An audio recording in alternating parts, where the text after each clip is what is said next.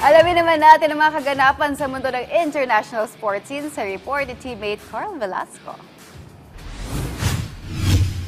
Kasalukuyang nagpapagaling si Cleveland Guardians designated hitter David Fry matapos tamaan ng isang 99 miles per hour na fastball sa laro nito kontra sa Detroit Tigers nitong nakaraang Miyerkules. Isang pitch mula kay Tigers pitcher Tarik Skubal ang aksidente nitong napatama sa mukha ni Fry, dahilan para isugod ito sa ospital sa 6th inning ng nasabing laro. Inanunsyo naman ni Cleveland Guardians manager Stephen Vogt na nakalabas na ng Cleveland Clinic ang 3-year pro at sinabing nagtamo ito ng ilang facial at nasal fractures at inaasahang makakabalik sa lineup matapos ang 6 to 8 weeks na pagpapagaling. Ayon naman kay Skubal, nauna na siyang humingi ng tawad kay Fry at hinilingang mabilis na pag-recover ng hitter sa hit by pitch. Samantala, kasalukuyang nangunguna ang Guardians sa American League Central ng MLB. Hawak ang kartadang 86-72 win-loss record.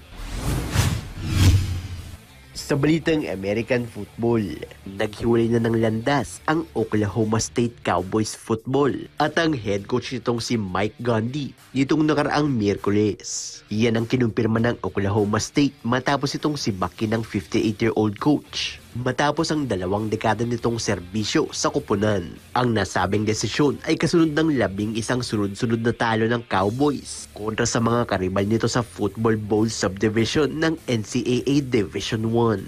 Sa kanyang 20 taong pananatili sa OSU, nakapagtala ng 170-90 win-loss record ang Hall of Fame coach at nakuha rin ang winning seasons mula 2006 hanggang 2023. Sa ngayon, hahalili muna sa head coaching duties ang offensive coordinator ni si Doug Maycamp sa laro ng Cowboys kontra sa Baylor sa darating na Sabado.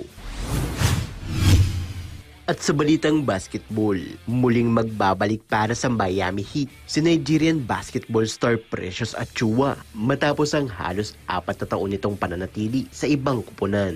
Yan ang kinumpirma ng isang American Sports Programming Network kung saan isang 1-year deal ang napagkasunduan ng dalawang panig. Huling naglaro si Achiuwa para sa New York Knicks noong nakaraang season at Toronto Raptors noong 2023. Nakapagtala ang 26-year-old ng 6.6 points, 5.6 rebounds sa loob lamang ng 20 minutes per game sa 57 laro noong 2024 season. Carl Velasco para sa Pambansang TV sa Bagong Pilipinas.